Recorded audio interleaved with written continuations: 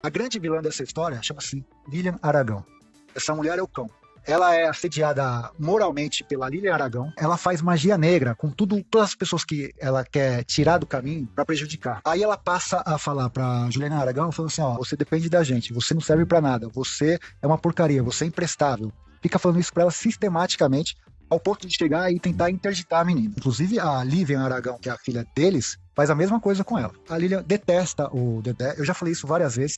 Ela atrasava o pagamento do plano de saúde dele pra ele ligar pra ela, pra se humilhar, falar, você atrasou meu pagamento aqui do plano de saúde. Mas mesmo assim, aquela matéria, não sei se pela assessoria de imprensa ou com o advogado, corrobora tudo o que eu falei, por incrível que pareça. O que eu disse? Que a Juliana Aragão era motorista de Uber. Ele fala que ela é. Certo? Que ela fez vaquinha. Eles falaram assim, eu não sabia. Peraí, se ele se dá bem com a filha, como que ele não sabe se ela tá precisando de um remédio pra asma, se tá precisando consertar o ar-condicionado do carro? Rafael Spaca fala sobre a entrevista dada por Renato Aragão à Folha de São Paulo e garante que foi Lilian Aragão quem deu aquela entrevista no lugar de Renato.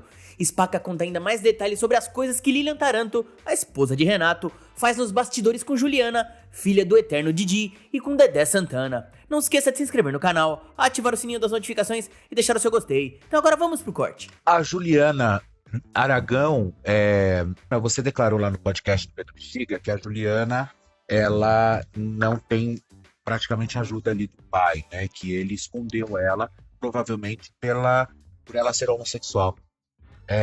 Isso é real? A Juliana, você vê, até agradeço a oportunidade, nessa declaração que ele deu à Folha, né? Que ele, segundo a esposa, ele ditou as respostas, e assim, eu lancei um livro sobre os Trapalhões, tem 800 páginas, chama Os Trapalhões, Modo de Ser, de Pensar e Se Expressar. Eu li 4.000 matérias a respeito dos Trapalhões, então eu li todas as entrevistas do Dedé, Renato, do Mussum e do Zacarias. Aquilo que o Renato falou para a Folha, não foi o Renato que disse. O Renato nunca fez uma conexão entre o signo dele e a personalidade dele, coisa que fala sobre redes sociais, uma série de coisas. Ele não falou aquilo. Aquilo ele não disse. Mas mesmo assim, aquela matéria, não sei se pela assessoria de imprensa ou com o advogado, corrobora tudo o que eu falei, por incrível que pareça. O que eu disse? Que a Juliana Aragão era motorista de Uber. Ele fala que ela é, certo? Que ela fez vaquinha. Eles falaram assim, eu não sabia. Peraí, se ele se dá bem com a filha, como que ele não sabe se ela tá precisando de um remédio pra asma, se tá precisando consertar o ar-condicionado do carro? Eles não se falam. Então ele tá ali já falando explicitamente que não. Ela é assediada moralmente pela Lilian Aragão. A grande vilã dessa história chama-se Lilian Aragão. Essa mulher é o cão. O cão. Ela... Não sei se esse é o termo, porque hoje tudo que a gente fala toma muito cuidado, né? Não, mas tudo bem. Mas ela assim, é... ela faz. Ela faz. Fala, ela é o dog. É o quê? O dog. Não, o cão. Ela é o cão. Não, o termo que eu quero falar agora. Entendi. Que ela faz magia negra com todas as pessoas que ela quer tirar do caminho para prejudicar. Ela já fez isso, inclusive comigo, com outras pessoas que já falaram a respeito dela, do Renato. Fez isso com a Juliana Aragão. Ela chega e fala pra Juliana. A Juliana foi o seguinte: ela morava com a Marta Rangel, que era a primeira esposa do Renato. Morou lá nos Estados Unidos. Aí ela volta pro Brasil e tem uma filha chamada Júlia. Essa filha tem um imbróglio ali entre a Juliana e o marido dela. A Lilian e o Renato resolvem o imbróglio que ela tem e a Juliana fica com a filha. Aí ela passa a falar pra Juliana Aragão, falando assim, ó, só tá com a sua filha porque eu te ajudei. Ó, você depende da gente, você não serve pra nada, você é uma porcaria, você é imprestável. Fica falando isso pra ela sistematicamente, ao ponto de chegar e tentar interditar a menina. Interditar como filha. Como pessoa incapaz, que não consegue dar conta das coisas, entendeu? Vivendo dentro da casa. E isso, inclusive a Lilian Aragão, que é a filha deles, faz a mesma coisa com ela. Você vê que eles moram, ou moravam, agora ele fala que não mora mais. Então no são mesmo dois teto. cães, é isso? Sim, né? Sim. Assim, Entendi. em relação a isso, claro que sim. Eu acho que não é uma postura de pai, de mãe ou de madrasta, né? Você não pode fazer isso com ninguém, assediar moralmente, né? Então eles fazem isso, mas tudo isso tem uma mentora intelectual que é essa moça aí. Que Quem posa é essa de. moça? A Lilian Aragão. A Lilian Aragão. Eu tô vendo aqui, né? Que tá atrás de você, tá bom. A Lilian Aragão. A Lilian Aragão. Que ela posa de. E você sabe muito bem disso, meio artístico, que o pessoal é o que é na frente da tela e o que é por trás, né? Então ela sabota muito a família. Eu chamo de primeira família do Renato, que é essa que foi casada com com a Marta, que são os filhos da Marta Rangel. Que eu falo que eles são filhos órfãos de pai vivo. Porque ela simplesmente afastou essa primeira família, ela manipula, dizendo Ele tem filhos com a primeira com esposa? a Marta, sim, 4. Os 4 são da Marta? É, Não só a Juliana? Não, só a Lívia que não. A Lívia é dela. E onde todos estão são- esses filhos? Então, por aí. Cada um faz uma coisa, tal. Mas assim, tem pouco acesso. Nem todos foram. Ele fez aniversário 90 anos em janeiro. Nem todos foram no aniversário dele. Então precisa ver que a família é uma família hoje desestruturada, muito em razão das coisas que a Lilian constrói e manipula. Essa foto que ela colocou lá na Folha de São Paulo é uma foto antiga, não é uma foto recente. Ela quis manipular, dizendo, ó, todo mundo aqui tá com o Renato, mas não foi feita na semana passada. Uma foto antiga que ela tá dizendo assim, ó, estamos aqui unidos, mas é uma foto mentirosa, não é uma foto recente, né? E outra, ninguém suporta ela. O apelido da Lilian Aragão, para quem trabalha com ela, isso ela faz com os funcionários da casa, com as pessoas que estão na parte periférica ali da família Aragão e com a primeira família do Renato. O apelido dessa mulher chama Demônia, pra você ter uma ideia do nível que ela é. Pesado, né? É pesado, mas essa é a característica dela. Titi, Essa história do doutor Renato, enfim, parte por conta da Lilian também? Começa com ela. Se você for ver quando começou essa história, começa quando ela entra na vida dele. Então você acha que ela... Ela que fala, por exemplo, ela é a dona da casa, certo? Então o Renato mora numa mansão e nessa mansão tem uma equipe. Tem que ter cozinheira, tem que ter chefe de segurança, uma série de coisas. Então, quando ela contrata alguém, ela gosta de comer, né? ela fala assim, ó, se você for falar com ele, não é Didi, Não é Dr. Renato. Doutor Renato. E aí o que acontece? Essa história, ela extrapolou os muros da casa. Então foi ela que elaborou isso. E uma outra coisa, você vê que ela não desmentiu. Eu falei que ela deu um calote na Juliana, Do apartamento. do apartamento. Você vê que na Folha de São Paulo ele não menciona isso, né? E ele disse que ela não mora mais com ele, e sim a neta, né? A filha dela, né? A informação que eu tenho é que ela mora. Até quando eu falei com o Pedro Bexiga, ela morava lá. Ah, então quer dizer, já mudaram ela. Já Não colocaram sei. ela. Mas de fato, ele não falou nessa matéria do calote do apartamento, não falou dessa questão se ela faz ou não magia negra, prejudicando as pessoas.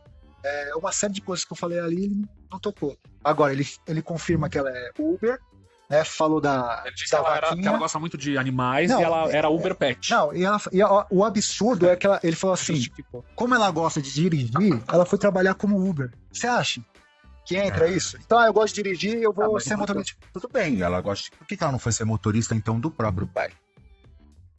Chofer?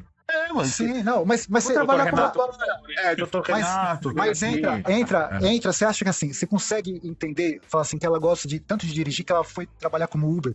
E a gente sabe, uma profissão arriscada, porque você não sabe quem tá entrando no Mas seu no Rio, carro, pra onde vai ser a corrida. Você acha que ela faz isso por hobby? Ele deu a entender que ela faz isso por hobby.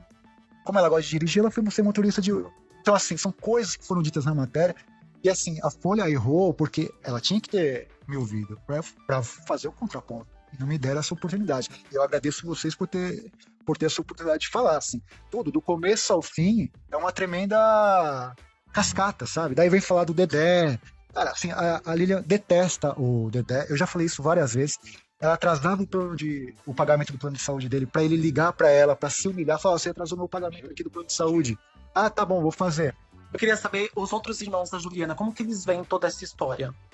Então, eu não tenho contato com eles, as minhas fontes são outras, mas eu sei que o que eu posso afirmar categoricamente é que ninguém gosta da Lilian, né? A Lilian foi a responsável, lógico. O Renato tem muita responsabilidade de aceitar essa manipulação, esse jogo mental dela, tudo, mas ninguém se dá com ela, e a família, como eu disse, são órfãos de pai vivo. É que pra mim o que parece que a filha só é a Lívia, né? Então, é isso, por isso que eu falo. Você vê que tem quase todo mundo acha o que você acha. Por quê? É ela que aparece, é ela que é visibilizada, é ela que é acarinhada, com vídeos, quando vai no Teleton, ela foi, quando vai no Hulk, ela foi, Parece um boneco, né? mas os outros filhos pouco aparecem, né? Ali em segundo plano, ou às vezes nem dão entrevista. Então ela ela oculta essa primeira família. Mona, Rafael, eu vi um outro trecho da entrevista que me chamou muito a atenção. Até essa história do Didi pegou muita gente de surpresa, mas algumas pessoas não. Mas essa parte me chamou muita atenção sobre o filme Arca de Noé. Assim. Que eles tinham se separado, e daí parece que o Didi falou, não, no lugar do Dedé coloca um burro, no lugar do Mussum coloca um macaco, no lugar do Zacarias coloca... E eu fui ver os comentários sobre essa parte da entrevista, e muitas pessoas falaram, isso não é surpresa, porque o Didi ligou as câmeras, ele é uma coisa, desligou as câmeras, ele é o Dr. Renato. Você pode falar um pouquinho mais sobre esse trecho? Foi nessa época da separação, né, por conta dessa matéria da revista Veja. Aí o roteiro estava praticamente pronto, ia ser Os Trapalhões na Arca de Noé. Dedé, Mussum e Zacarias se separam, fazem um filme chamado Atrapalhando a SWAT. E aí o Renato fica com cara, o roteiro tá pronto, são 4 personagens, o que eu faço, né? Quem pergunta isso é o Vitor Lustosa, pergunta isso pro Renato, que é o roteirista do filme. Daí o Renato falou, não tem problema, no lugar do Dedé você coloca um cachorro, no lugar do Mussum você coloca um macaco, e no lugar do Zacarias você coloca um... Tá gravado, isso tá no meu... Vai estar no documentário. como é que é? O roteirista do filme, chamado Vitor Lustosa, que fala isso. Você vê que eu dou nomes, eu falo tudo. E então isso não vai foi vir ele. ao ar ainda? Não foi o Renato. Foi o Renato que falou pro roteirista. Ah, O roteirista entendi. falou, o que eu faço com o roteiro que são 4 personagens? Aí o Renato dá a solução pra ele. Entendi. Fala, no lugar do Mussum, um macaco, no lugar do Zacarias, e no lugar do Dedé, o cachorro. Que funciona um preconceito, né? Se Total. a gente entende, a gente entende por Qual que é a esses animais. Qual que é a analogia? Qual que é a analogia? O Renato, ele é arrogante? Cara, assim, as informações Você que a já gente esteve tem, com eu já ele? tive. Uma vez ele me atendeu super bem, me deu uma entrevista maravilhosa pro meu primeiro livro, e aí, mas a maioria das informações que a gente tem, né, dele como fora da tela, nos bastidores, sempre é uma imagem muito, muito ruim, assim, de extrato, de não ser muito legal com os fãs, né? Isso é o que a gente mais lê e escuta das pessoas. Você chegou a comentar numa entrevista que quando você começou a escrever algo do tipo, você tentou contato com eles, por que eles não quiseram falar com você Do do documentário? documentário? Né? O documentário foi o seguinte, é muito simples. Eles quem? Didi, A não Lilian. quiseram. A Lilian chegou a criar um eles Instagram, não né? foi? Eles não, morreram 2, mas se diz o Dedé e o... Claro. Na verdade, o que acontece foi o seguinte, quando eu vou lá em 2016 na casa dele pro meu primeiro livro, ele me recebe super bem e fala, Renato, cara, o tema é vasto, eu quero fazer mais coisas sobre os Trapalhões. Isso é que eu fiz. Só que no ano seguinte ele lança a biografia dele. E a Folha de São Paulo me convida para fazer a resenha da biografia dele. E eu escrevo que a biografia dele é ruim, porque ele escondeu muita coisa. Eu falei, essa biografia não é uma biografia. E aí ele fica chateado comigo, e aí rompe completamente relações e a chance de eu fazer qualquer outro contato com ele, né? Ele tem isso de ser um cara que, tipo, se você falou mal dele uma vez, esquece. E aí eu lanço mais um livro, e em 2018 eu começo a produzir documentário. E mando, que era a única forma que eu tinha, um e-mail para a secretária dele, chamada Graziele. Fala, Graziele, eu tô fazendo um documentário e tal, eu quero entrevistar o Renato. Não respondem. Aí eu tô filmando, cara. Eu entrevistei o Pelé, entrevistei a Angélica, entrevistei Ney Mato Grosso, entrevistei uma galera. E aí eu vou avisando, eu falo, eu quero entrevistar o Renato, o documentário. E aí quando ela vê que o documentário tá, tipo, ganhando corpo, fala, meu, o cara tá entrevistando uma galera muito boa, tal, não sei o quê. Ela manda um e-mail falando assim, meu, você não pode fazer um documentário sobre os Trapalhões. Daí eu respondo, falei, mas por quê? Não responde. Aí começa... Quem mandou o e-mail? A secretária? A secretária, a Lilian, eu nem lembro. E aí, enfim, começa nesses programas vespertinos a falar do documentário. Até que um dia o advogado dele liga no celular. Eu quero todas as entrevistas, quero todas as fitas. Eu falei, meu, pra quê? Pra fazer o que você tá fazendo comigo? Querer me intimidar? Não, eu tava te coagindo. Exato, foi, você quer fazer isso com os caras? Eu falei, não.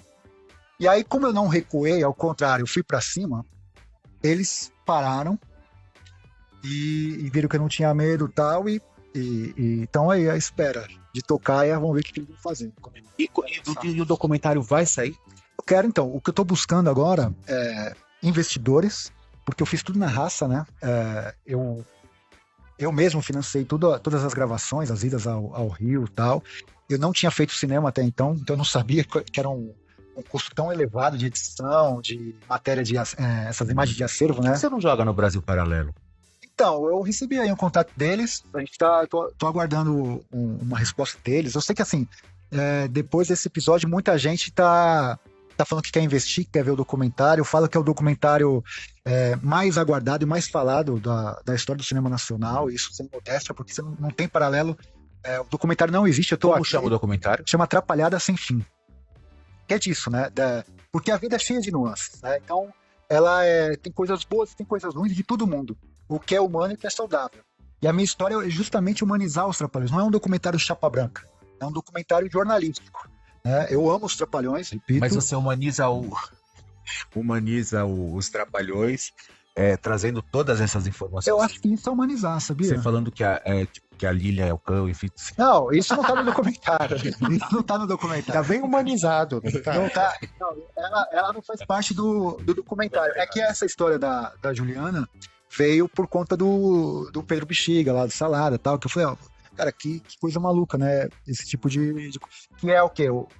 É o paradoxo. Ele foi, né?